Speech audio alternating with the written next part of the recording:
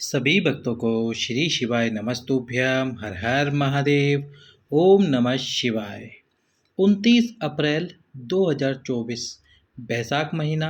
बैसाख महीने का पहला सोमवार, पहले सोमवार का संतान प्राप्ति उपाय जो कि बैसाख के महीने में किया जाता है। केवल और केवल बैसाख महीने का ही ये उपाय है। एक मिट्टी का पात्र, एक तांबे का पात्र, मिट्टी के पात्र पे तांबे का पात्र, 3 नाम। कैसे कराएंगे आपको संतान प्राप्ति, जानिए और समझिए इस वीडियो में। एक बार फिर से मैं आपको ये उपाय समझाने की कोशिश कर रहा हूँ, समझ के अच्छे से। अभी भी वैशाख महीना ख़त्म नहीं हुआ है। 23 मई को ये वैशाख का महीना समाप्त होने वाला है। उससे पहले पहले ज़रूर कर लीजिए ये उपाय। तो कैसे करना है ये उपाय, पर उससे पहले वीडियो को लाइक, चैनल को सब्सक्राइब जरूर करें। तो अब देखो, इसमें आपको पति और पत्नी दोनों को ही ये उपाय करना है, दोनों को साथ में उपाय करना है, इसलिए ये उपाय कारगर जरूर होगा। उपाय अच्छे से कीजिए। अब आप देख रहे हो एक तांबे का पात्र, ये एक तांबे का पात्र लेना है जिसमें आपको जल भर लेना है।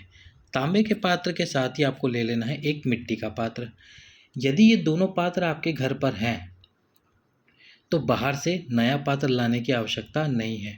यदि नहीं है घर पर तो फिर आपको नया पात्र लाना पड़ेगा। एक मिट्टी का छोटा सा पात्र आप लेके आ जाइए, जैसा कि आप स्क्रीन पर देख रहे हो। एक मिट्टी का पात्र, एक तांबे का पात्र। अब 3 नाम जो मैं आपको बता रहा हूँ, इनको अच्छे से रट लेना। सबसे पहले माता प्रसूति। माता प्रसूति के बाद आता है नाम माता वीरणी, और माता वीरणी के बाद नाम आता है प्रजापति दक्ष।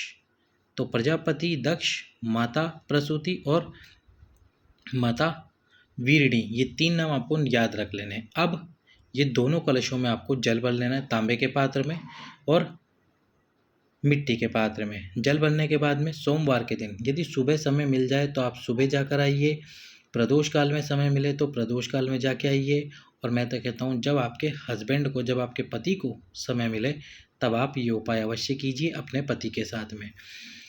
तो दोनों पात्र में जल भरने के बाद में आपको सबसे पहले तो क्या करना है, मिट्टी के पात्र के ऊपर तांबे का पात्र रख लेना है जल भरने के बाद में, जैसा कि आप इस स्क्रीन के ऊपर देख रहे हो। इस प्रकार से मिट्टी के पात्र पे तांबे का पात्र रख लेना है। अब रखने के बाद में आपके आसपास में आपको देखना है वट वृक्ष। वट वृक्ष यानी कि जिसको हम सरल भाषा में बरगद, या आपके यहाँ पे बरगद या वट वृक्ष बोलते होंगे इस पेड़ को, वट वृक्ष या बरगद का वृक्ष। अब आपको जाना है, जब आप घर से निकलोगे तब ये कलश ऐसे रहेंगे। जैसे इस वृक्ष के पास में पहुंच जाओगे तो ये कलश अलग अलग कर लेना। सीधे हाथ में यानी कि राइट हैंड पर सीधे हाथ में आपको रखना है ये मिट्टी वाला पात्र, और उल्टे हाथ में यानी कि लेफ्ट हैंड में आपको रख लेना है ये तांबे वाला पात्र। किसको? पति को पकड़ना है। अब वट वृक्ष के नीचे आपको देखना है शिवलिंग। शिवलिंग कोई सा भी हो, वो मिट्टी का बना हुआ शिवलिंग हो या फिर सीमेंट का बना हुआ शिवलिंग हो, क्योंकि वट वृक्ष के नीचे शिवलिंग अक्सर मिल जाते हैं। वट वृक्ष के नीचे शिवलिंग मिल जाते हैं। छोटा सा शिवलिंग आपको ले लेना है। साथ में एक पात्र लेना है, छोटी सी प्लेट, प्याली। क्यों लेनी है वो आपको आगे समझा देंगे।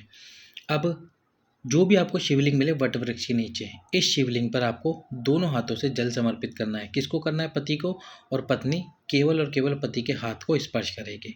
अब आप बोलो भैया हमको शिवलिंग नहीं मिल रहा तो हम क्या करें? तो आप इस वट वृक्ष के नीचे कोई कंकड़ तो होगा छोटा सा, कंकड़ में ही शंकर विराजमान होते हैं, उस कंकड़ को ले लीजिए।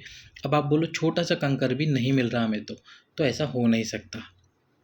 छोटा से छोटा कंकर आपको जरूर मिल जाएगा। उस छोटे से कंकर को शंकर मान लेना। जल चढ़ा के पहले अच्छे से धो के इसको शंकर मान लेना कि बोले अब शिवलिंग तो मिला नहीं बाबा, तू ही हमारे लिए शंकर है, तू ही हमारे लिए शिव है। हर कंकर में शंकर विराजमान होता है, तू ही शंकर है। फिर आपको वो दोनों हाथों से जल एक साथ समर्पित करना है 3 नाम स्मरण करते हुए, माता प्रसूति, माता वीरणी और प्रजापति दक्ष। ये तीनों नामों का स्मरण करते हुए दोनों हाथों से जल समर्पित करना है। सीधे हाथ से जल समर्पित करना है मिट्टी वाले पात्र से, और उल्टे हाथ से जल समर्पित करना है तांबे वाले पात्र से। दोनों हाथों से जल समर्पित करते रहना, और जो आपके पास में प्लेट है, पात्र है, उस पात्र के अंदर इस शिवलिंग को रख देना। जब पूरा जल समर्पित कर दो, शिवलिंग को वापस निकाल के वट वृक्ष के नीचे रख देना, और इस पात्र में से थोड़ा सा जल लेना पति, थोड़ा सा जल लेना पत्नी, तीनों नामों का स्मरण करते हुए वट वृक्ष के नीचे खड़े होकर उस जल का आचमन कर लेना। अब कुछ लोग पूछेंगे ये आचमन क्या होता है भैया? आचमन का मतलब होता है जल को पीना। अपने हाथ में लेकर जब हम जल पीते हैं तो उसको आचमन बोला जाता है। तो उस जल को पति और पत्नी दोनों को पी लेना है। कौन से जल को? जो पात्र के अंदर हो, उस जल को पी लेना। जल को पीकर वापस घर की तरफ आ जाना ये दोनों पात्रों को लेकर। सोमवार के दिन वैशाख महीने में आपको निश्चित रूप से संतान प्राप्ति होगी। 15 साल, 20 साल, 25 साल या 30 साल भी क्यों ना हो गए आपको, फिर भी आपकी गोद अवश्य ही भरेगी। तो ये उपाय सोमवार के दिन या वैशाख महीने के किसी भी दिन, प्रदोष या शिवरात्रि के दिन जरूर से जरूर करना एक बार। यदि सोमवार को कर लिया है तो एक बार प्रदोष के दिन जरूर करना और शिवरात्रि के दिन भी जरूर करना, क्योंकि ये वैशाख का महीना फिर अगले साल ही आएगा और ये उपाय फिर आप अगले साल ही कर पाओगे। सभी भक्तों को श्री शिवाय नमस्तुभ्यम। हर हर महादेव।